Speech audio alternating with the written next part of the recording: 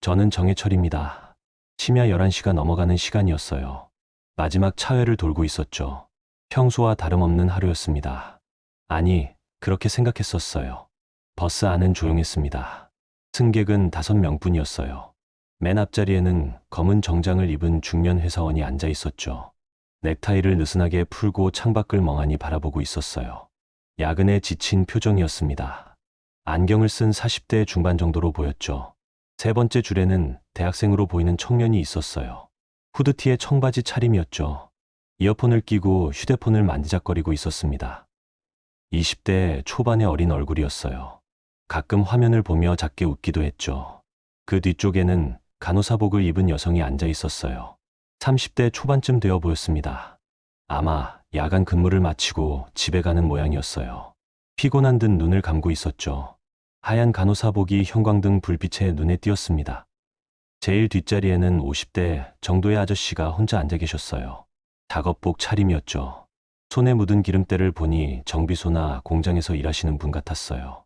굵은 팔뚝과 거친 손이 오랜 현장 경험을 말해주고 있었습니다. 저는 운전대를 잡고 익숙한 도로를 달리고 있었어요. 20년 넘게 이 길을 다녔으니까요. 가로등이 일정한 간격으로 지나가고 신호등도 언제 바뀔지 몸이 기억하고 있었죠. 깊은 밤 도로는 한적했습니다. 그런데 다음 정류장에서 분위기가 확 바뀌었어요.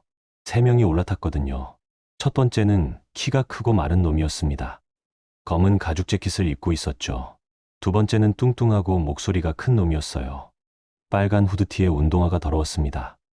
세 번째는 제일 어려 보였는데 팔에 문신이 새겨져 있었죠. 술 냄새가 버스 안을 가득 채웠어요. 그냥 취한 정도가 아니었습니다. 완전히 만취 상태였죠. 걸음걸이부터 비틀거렸거든요. 가죽 재킷 놈이 제게 소리를 질렀습니다.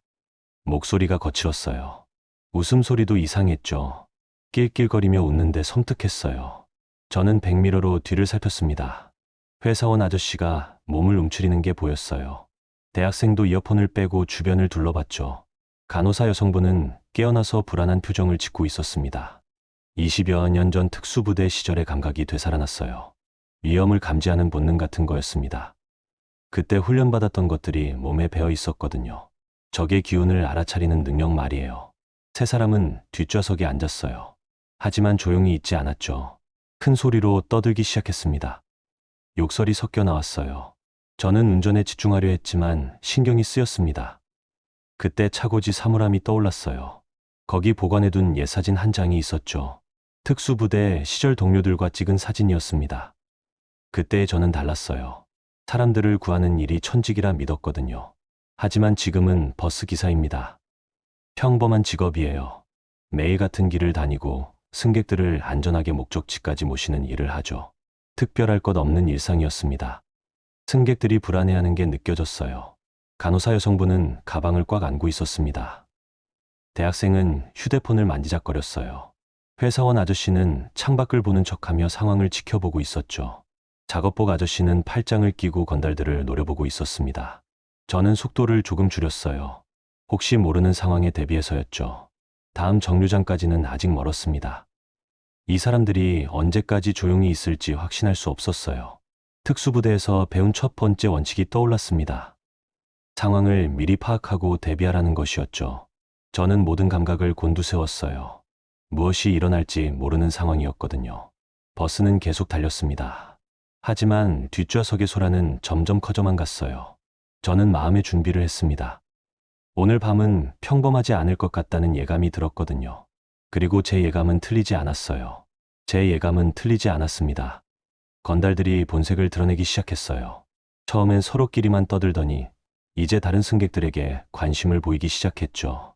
가죽 재킨 놈이 일어났습니다. 비틀거리며 앞쪽으로 걸어왔어요. 간호사복 입은 여성 옆에 멈춰 섰죠.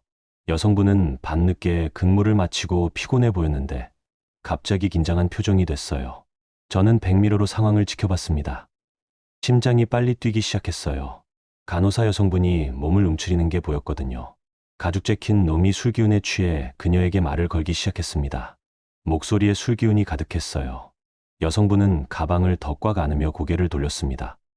조용히 해달라고 말했지만 그놈은 오히려 더 흥미를 보였어요. 뒤에서 빨간 후드티 놈이 낄낄거렸습니다. 저는 브레이크를 살짝 밟았어요. 급정거는 아니었지만 차가 약간 흔들렸죠. 가죽 재킷 놈이 비틀거렸습니다. 빨간 후드티 놈이 저에게 소리를 질렀어요. 운전이나 제대로 하라고 말이죠. 제가 마이크를 켰어요. 목소리는 차분하게 유지했습니다. 안전운행을 위해 좌석에 앉아달라고 방송했죠. 하지만 건달들은 듣지 않았어요. 가죽 재킷 놈이 간호사 여성분의 어깨를 툭 쳤습니다. 여성분이 단호하게 거부 의사를 표했어요. 목소리가 떨리고 있었지만 분명했죠. 하지만 그놈은 포기하지 않았습니다. 앞자리 회사원 아저씨가 뒤돌아봤어요. 안경을 쓴 40대 중반 정도의 분이었는데 조심스럽지만 제지하려 했습니다. 젊은 친구들이 여성분을 괴롭히지 말라고 말했어요. 대학생도 이어폰을 완전히 빼고 상황을 지켜보고 있었어요. 20대 초반의 어린 얼굴에 불안한 표정을 짓고 있었죠. 뒷자리 작업복 아저씨는 팔짱을 낀 채 건달들을 노려보고 있었습니다. 저는 과거를 떠올렸어요. 특수부대 시절 민간인 보호가 최우선이라고 배웠었거든요. 절대 무고한 사람들이 다치게 해서는 안 된다고 말이죠. 다시 마이크를 켰습니다. 이번엔 목소리에 힘을 넣었어요. 차 내에서 다른 승객에게 피해를 주는 행동을 삼가해달라고 방송했죠. 블랙박스와 차 내 폐쇄회로 텔레비전이 모든 상황을 녹화하고 있다고도 덧붙였습니다. 그 말에 대학생이 반응했어요. 휴대폰을 꺼내서 녹화를 시작했습니다. 회사원 아저씨도 따라했어요. 승객들이 증거를 남기기 시작한 거죠. 빨간 후드티 놈이 화를 냈습니다. 버스가 자신들의 놀이터라고 말했어요. 기사 따위가 자신들에게 뭐라고 하느냐며 큰 소리를 쳤죠. 제일 어려 보이는 문신놈도 일어났습니다. 돈 내고 탔으니 뭘 하든 상관없다고 말했어요. 간호사 여성분이 울먹이기 시작했어요. 아마 야간 근무로 지쳐있던 상태에서 이런 일까지 당하니 힘들었을 거예요. 다른 승객들도 긴장한 분위기였죠. 특수부대에서 배운 전술이 머릿속을 스쳤어요. 하지만 여기는 전장이 아니었습니다. 민간인들이 있는 좁은 버스 아니었어요. 함부로 행동할 수 없었습니다. 저는 속으로 다짐했어요. 이 승객들을 반드시 지키겠다고 말이죠. 예전에 저라면 이미 행동했을 거예요. 하지만 지금은 신중해야 했습니다. 다음 정류장까지 아직 멀었어요. 경찰을 부를 시간도 필요했습니다. 저는 상황을 진정시켜야 했어요. 하지만 건달들은 점점 더 대담해지고 있었죠. 건달들의 눈빛이 변했어요. 장난이 아니라는 걸 느꼈습니다. 이제 정말 위험한 상황이 올 것 같았어요. 저는 마음의 준비를 단단히 했습니다. 상황이 급속도로 악화됐습니다. 가죽 재킷 놈이 운전석 쪽으로 걸어오기 시작했어요.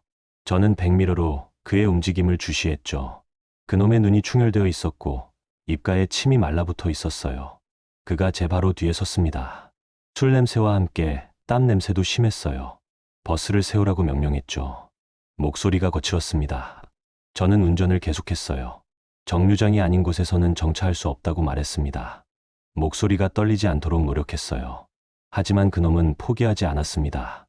그놈이 제 어깨에 손을 올렸어요. 무거운 손이었습니다. 손톱 밑에 때가 끼어 있는 게 보였죠. 압박감이 심했어요. 더 이상 참을 수 없었습니다. 순간 특수부대 시절의 기억이 번개처럼 스쳤어요. 교관의 목소리가 들렸습니다. 위험한 상황에서는 주저하지 말라는 것. 하지만 민간인의 안전이 최우선이라는 건 말이에요. 그놈이 핸들을 잡으려 했어요. 그 순간이었죠. 저는 오른손으로 그의 손목을 정확히 잡았습니다. 관절기였어요. 엄지로 그의 손목 뒤쪽 앞점을 누르면서 비틀었죠. 그놈이 비명을 질렀습니다. 무릎을 꿇으며 뒤로 물러났어요. 저에게 욕설을 퍼부었지만 더 이상 접근하지는 못했습니다. 승객들이 놀란 표정을 지었어요. 하지만 간호사 여성분이 작게 고마움을 표했어요. 목소리에 안도감이 섞여 있었죠. 저는 마이크를 켰습니다. 승객들에게 걱정하지 말라고 말했어요. 함께 안전하게 목적지에 도착하겠다고 약속했죠. 그런데 나머지 두 놈이 화가 났나 봐요. 빨간 후드티 놈이 벌떡 일어났습니다. 저를 우습게 본다며 소리를 질렀어요. 문신 놈도 주먹을 쥐고 일어났습니다. 빨간 후드티 놈이 제 팔을 잡으려 했어요. 저는 팔꿈치로 막아냈습니다. 하지만 문신 놈이 다른 쪽에서 달려들었죠. 좁은 운전석 공간에서 몸을 비틀며 막아내야 했어요. 버스가 조금 흔들렸습니다. 승객들이 좌석을 꽉 잡았어요. 저는 한 손으로는 핸들을 잡고 다른 손으로는 이들을 막아내야 했죠. 대학생이 휴대폰을 흔들며 경찰 신고를 완료했다고 외쳤습니다. 20대 초반의 얼굴에 긴장감이 역력했지만 목소리는 의외로 단호했어요. 빨간 후드티 놈이 소리를 질렀습니다. 신고해봐야 소용없다며 기사가 먼저 손을 댔다고 우겼어요. 문신 놈이 제 머리를 치려 했어요. 저는 몸을 숙여 피했습니다. 동시에 그의 정강이를 발등으로 찍었죠. 군대식 근접전투술이었어요. 그놈이 다리를 부여잡으며 넘어졌습니다. 좌석 사이로 굴러떨어지더군요. 회사원 아저씨가 놀라서 몸을 피했어요. 하지만 아직 끝나지 않았습니다. 가죽 재킷 놈이 손목을 주무르며 다시 일어나고 있었거든요. 눈에 살기가 돌고 있었어요. 저는 긴장을 늦추지 않았습니다. 제 눈빛이 달라졌어요. 특수부대 시절의 기백이 되살아났습니다. 동료들과 함께 위험한 작전을 수행했던 그때의 정신력이 돌아왔죠. 이제 정말 본격적인 대결이 시작될 것 같았어요. 그때 예상치 못한 일이 일어났어요. 뒷자리에 앉아있던 작업복 아저씨가 벌떡 일어났습니다. 50대 정도로 보이는 분이었는데 손에 굳은 살이 박여있고 팔뚝이 굵었어요. 목소리가 걸걸했습니다. 공장에서 오래 일하신 분 같았어요. 젊은 놈들이 뭘 하는 거냐며 건달들을 꾸짖었습니다. 기사 혼자 힘들어하는데 가만히 있을 수 없다고 말했어요. 대학생도 일어났어요. 경찰 신고를 완료했다며 휴대폰을 흔들었습니다. 젊은 얼굴에 결의가 서려 있었죠. 계속 녹화하고 있다고 말했어요. 회사원 아저씨도 안경을 고쳐 쓰며 나섰습니다. 젊은 친구들이 이러면 안 된다고 말했어요. 여성분도 무서워하고 있다고 지적했죠. 조심스럽지만 단호한 목소리였어요. 간호사 여성분도 용기를 냈어요. 자신도 신고했다고 말했습니다. 병원에서 이런 사람들을 많이 봤다고 덧붙였어요. 목소리가 떨렸지만 꿋꿋했습니다. 저는 깜짝 놀랐어요. 승객들이 저와 함께 맞서기 시작한 거였거든요. 가슴이 뜨거워졌습니다. 혼자가 아니라는 느낌이었죠. 가죽 재킷 놈이 당황해했어요. 왜 다들 나서는 거냐며 소리를 질렀습니다. 예상과 달리 승객들이 단합하고 있었거든요. 저는 마이크를 켰어요. 이번엔 자신감이 넘쳤습니다. 승객들에게 당황하지 말라고 말했어요. 함께라면 두렵지 않다고 격려했죠. 작업복 아저씨가 다시 일어나려던 문신놈의 어깨를 꽉 잡았어요. 앉아있으라며 호통을 쳤습니다. 40년 가까이 현장에서 일하신 분의 힘이었죠. 문신놈이 꼼짝할 수 없었어요. 빨간 후드티 놈이 화를 내며 끝까지 가보자고 소리쳤습니다. 하지만 목소리에 확신이 없었어요. 분위기가 바뀐 걸 느끼고 있었거든요. 회사원 아저씨가 침착하게 말했습니다. 젊은 친구들이 술 깨고 집에 가는 게 좋겠다고 조언했어요. 지금 상황이 어떤지 모르겠냐고 물었죠. 저는 운전하면서도 상황을 파악하고 있었어요. 건달들의 기세가 꺾이고 있었습니다. 승객들의 연대가 효과를 보고 있었죠. 간호사 여성분이 용기 있게 말했습니다. 병원에서 경찰분들과 자주 일한다며 곧 오실 거라고 말했어요. 목소리가 떨렸지만 단호했습니다. 대학생이 다시 격려했어요. 기사님이 있으니까 걱정 말라고 말했습니다. 그 말에 다른 승객들도 고개를 끄덕였어요. 정말 든든했습니다. 작업복 아저씨가 문신놈을 계속 눌러두면서 훈계했어요. 내 아들 뻘 되는 놈들이 뭘 하는 거냐며 부모 얼굴에 먹칠하지 말라고 꾸짖었습니다. 건달들끼리 눈빛을 주고받았어요. 뭔가 의논하는 것 같았죠. 상황이 자신들에게 불리하다는 걸 깨달은 모양이었어요. 저는 속으로 안도했습니다. 하지만 아직 끝나지 않았어요. 이들이 마지막으로 뭔가 할 수도 있었거든요. 계속 경계를 늦추지 않았죠. 특수부대에서 배운 게 떠올랐어요. 혼자서는 할 수 없는 일도 팀워크가 있으면 가능하다는 것. 바로 지금 상황이었죠. 승객들과 함께 위기를 극복하고 있었습니다. 건달들이 마지막으로 위협을 가했어요. 가죽 재킷 놈이 우릴 건드리면 후회할 거라고 소리쳤습니다. 하지만 이미 분위기는 완전히 바뀌어 있었어요. 간호사 여성분이 휴대폰을 들고 보여줬습니다. 계속 녹화하고 있다며 증거는 충분하다고 말했어요. 목소리에 자신감이 생겨 있었죠. 대학생도 화면을 보여주며 말했어요. 실시간으로 업로드하고 있다고 했습니다. 이미 조회수도 올라가고 있다고 덧붙였어요. 빨간 후드티 놈이 당황해서 그걸 끄라고 소리쳤습니다. 자신들 얼굴이 나오면 안 된다며 급해했어요. 하지만 이미 늦었죠. 여러 명이 찍고 있었거든요. 회사원 아저씨가 침착하게 말했습니다. 이미 여러 곳에 친구가 들어갔을 거라고 설명했어요. 건달들의 표정이 점점 어두워졌습니다.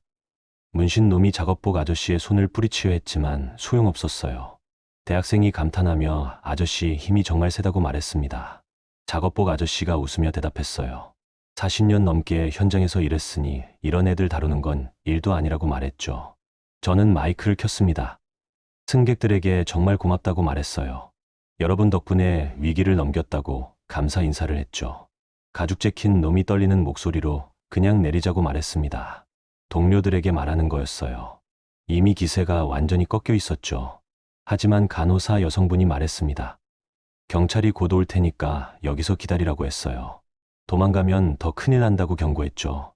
정말로 멀리서 사이렌 소리가 들려왔어요. 경찰이 오고 있었습니다. 건달들의 얼굴이 굳어졌어요. 대학생이 말했어요. 경찰이 빨리 왔다고 했습니다. 신고할 때 급하다고 했다며 설명했어요. 저는 버스를 천천히 정류장 쪽으로 향했어요. 이제 정말 끝이 보였거든요. 긴장이 풀리기 시작했습니다. 건달들은 완전히 기가 죽어 있었어요. 서로 눈치만 보며 앉아 있었죠. 처음에 기세는 온데간데 없었어요. 작업복 아저씨가 문신놈에게 훈계했습니다. 젊은 놈이 술 먹고 이런 짓 하면 안 된다고 말했어요. 집에 가서 부모님께 사과드리라고 충고했죠. 승객들 사이에는 안도감이 퍼졌어요. 함께 위기를 극복했다는 연대감 같은 것도 느껴졌죠. 저도 마음이 놓였습니다.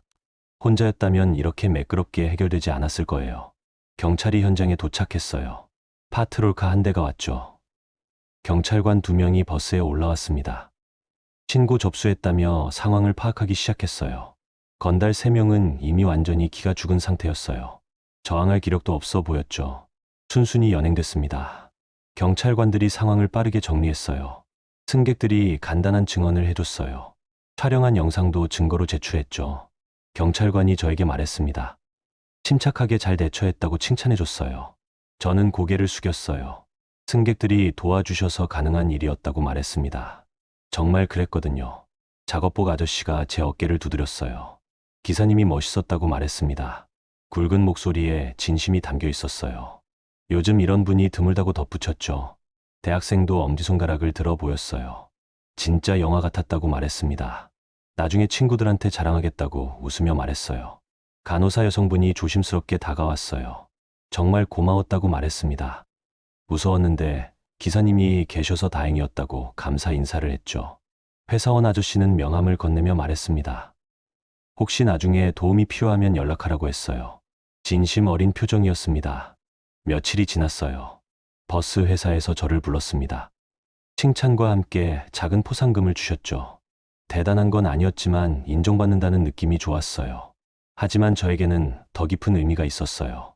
그날 밤 차고지에서 사물함을 열었습니다. 오래된 사진을 꺼내봤어요. 특수부대 시절 동료들과 찍은 사진이었죠. 그 중에서도 제일 친했던 민수의 얼굴이 선명했어요. 20년 전 위험한 작전 중에 제 판단 실수로 잃은 동료였습니다. 적의 매복 공격을 받았을 때였어요. 저는 안전하게 빠져나왔지만 민수는 그러지 못했습니다. 제가 더 신중했다면 살릴 수 있었을 텐데 그때의 후회가 아직도 가슴 깊이 남아 있었어요. 그때 저는 자책감에 부대를 그만뒀어요. 사람을 지키는 일에서 멀어졌죠. 그저 조용히 살고 싶었거든요. 평범한 버스 기사로 살아가는 것만으로도 충분하다고 생각했어요. 하지만 이번 일을 겪으면서 깨달았어요. 저는 여전히 사람들을 지킬 수 있다는 걸 말이에요. 민수도 이걸 원했을 거라는 생각이 들었죠.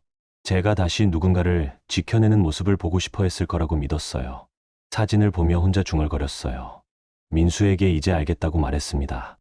내가 왜 여기 있는지 말이에요. 다음 날부터 제 마음이 바뀌었어요. 그저 버스 기사가 아니라 승객들의 안전을 책임지는 사람이라고 생각하게 됐죠. 매일 운전대를 잡을 때마다 새로운 의미를 느꼈어요. 매일 출근할 때마다 다짐합니다. 오늘도 모든 승객을 안전하게 집으로 모셔드리겠다고. 그것이 제게 주어진 새로운 사명이라고 믿으면서 말이에요. 차고지 사물함에는 그 옛날 사진이 그대로 있어요. 가끔 꺼내보며 마음을 다잡죠. 민수의 얼굴을 보면 다시 한번 다짐하게 됩니다. 누군가는 그저 버스 기사라고 할지도 몰라요. 하지만 저는 알고 있습니다. 제가 오늘도 사람들의 평범한 일상을 지켜내고 있다는 걸 말이에요. 과거에 배운 건 기술만이 아니었어요. 사람을 소중히 여기는 마음이었죠. 그 마음이 지금도 제 안에 살아 있습니다. 그리고 그 마음이 저를 더 나은 사람으로 만들어주고 있어요. 이제 저는 확신해요. 이 일이 제게 주어진 새로운 사명이라는 걸 말이에요. 민수에 대한 미안함을 조금이나마 달래는 길이기도 하고요. 그리고 그날 함께 해준 승객들에게도 고마워요. 혼자가 아니라는 걸 느끼게 해줬거든요. 사람들은 위기 앞에서 서로를 지킬 수 있다는 걸 보여줬어요. 버스는 오늘도 달립니다. 저와 함께 많은 사람들을 태우고, 그리고 저는 오늘도 이 작은 공간에서 사람들의 소중한 일상을 지켜내고 있어요. 그것만으로도 충분히 의미 있는 하루하루를 살아가고 있습니다.